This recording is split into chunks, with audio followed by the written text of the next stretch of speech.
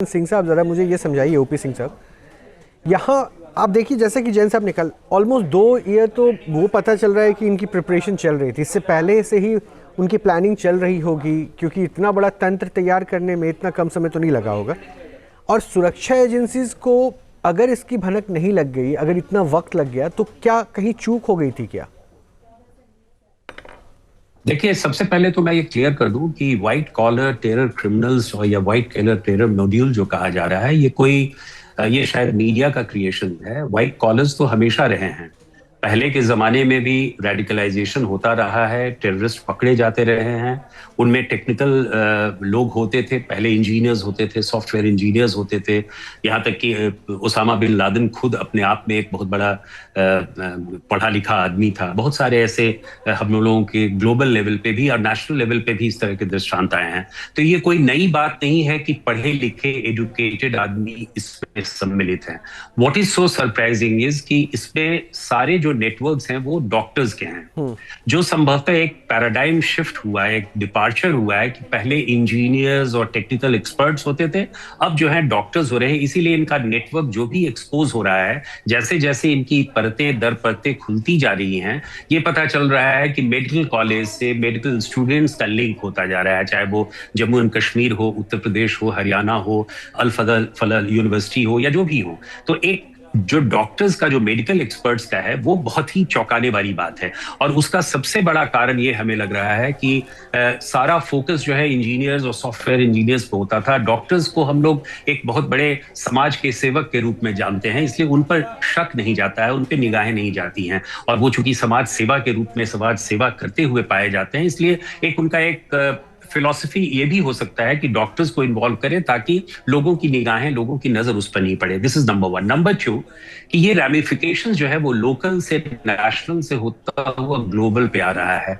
जैसे जैसे एनआईए का इन्वेस्टिगेशंस आगे बढ़ रहा है, डॉट्स जो है वो कनेक्ट होते जा रहे हैं। और डॉट्स जो है वो कनेक्ट इस प्रकार हो रहे हैं कि इसका रेमिफिकेशंस जो है इंटर स्टेट होते होते ग्लोबल लेवल पे भी हो रहा है। अभी हम 5-6 स्टेट्स की बात कर रहे हैं, जम्मू एंड कश्मीर है, उत्तर प्रदेश है। ये तो सबसे बड़ी चीज है। और मैं इसमें पुलिस की चूक बिल्कुल नहीं मानूंगा। इनफैक्ट इन्वेस्टिगेटिंग एजेंसीज ने बहुत तत्परता से इसको वो किया है, चाहे वो जम्मू एंड कश्मीर की पुलिस हो या हरियाणा की पुलिस हो। बाद में फिर उत्तर प्रदेश की भी पुलिस आई जहां से अरेस्ट हुए। लेकिन इन दोनों की स्टेट्स की पुलिस ने बहुत ही तत्परता से काम किया और इतने सारी मात्रा में एक्सप्लोसिव्स बरामद हुए, कुछ वेपन्स बरामद हुए, लोग अरेस्ट हुए। और उसके बाद ही उसी के अंडर प्रेशर जो है ये डॉक्टर जो जिसने ब्लास्ट किया, वो उसका ही वो एक बाई प्रोडक्ट निकला। तो मैं समझता हूं कि पुलिस की अलाक्रिटी के कारण, उसकी तत्परता के कारण ये हुआ, जिससे कि संभवतः एक बड़ा हादसा, जो कि एसपी वैद साहब कह रहे थे कि 6 दिसंबर को इस प्रकार की प्लानिंग थी। और प्लानिंग जो है, इतने बड़े एक्सप्लोसिव्स का पाया जाना और इस प्रकार का नेटवर्क होना जिसपे कि कई स्टेट्स के लोग इन्वॉल्व हैं, मैं समझता हूं कि एक बड़े ही अशुभ संकेत की ओर इशारा कर रहे थे, जो कि पुलिस ने और यहाँ की इंटेलिजेंस ने उसको कम कर दिया, खत्म कर दिया। ओके सर, मुझे एक बात ये भी जाननी है कि जैसे कह रहे हैं कि कई डॉक्टर्स बताए जा रहे हैं, कई लोग वहाँ जो अल-फलाह में जब छापेमारी की गई तो वहाँ से गायब है। कई डॉक्टर्स ऐसे हैं जो फ़ोन ऑफ करके मतलब ट्रेस ना हो पाए इस कोशिश में। एजेंसीज ऐसे लोगों को कैसे ट्रेस आउट करती है, कैसे लोकेट करेगी? देखिए, 2 चीजें बहुत क्लियर हैं और वो ये हैं कि पिछले 2 वर्षों से जो बताया जा रहा है कि पिछले 2 वर्षों से इस प्रकार की तैयारी चल रही है। जाहिर है कि 2 वर्षों में बहुत सारे कॉन्टैक्ट पॉइंट्स बने होंगे।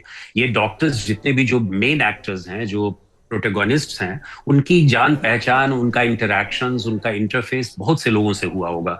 अब एनआईए जो हमारी बहुत ही स्पेशलाइज्ड, बहुत प्रीमियर इंस्टीट्यूशन है, और ये जानकर चलिए कि एनआईए भी जो है टेक्निकली बहुत साउंड है।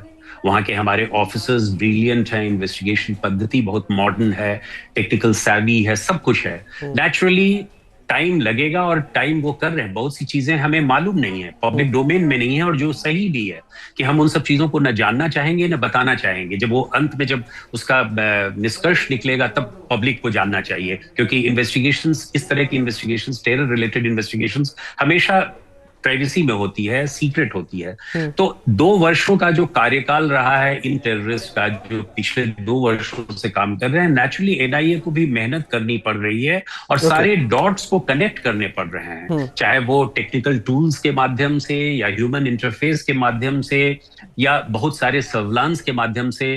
तो इन सब चीजों से हो रहा है। But look at it, how quickly NIA has been able to do it. कहा एक हरियाणा में ये थी घटना, जम्मू एंड कश्मीर की पुलिस यहाँ आई थी, हरियाणा से की, और फिर आगे बढ़ते बढ़ते कई स्टेट्स में गुजरी, कई लोगों को गिरफ्तार किया और कनेक्शंस पाया। तो जहाँ भक्ति है हर शब्द में, कथाओं में छिपे हैं दिव्य रहस्य और ज्योतिष देता है जीवन को दिशा। धर्म से जुड़ी हर बातों को जानने के लिए हमारे चैनल स्तुति को सब्सक्राइब करें। चैनल पर जाने के लिए इस लिंक पर क्लिक करें।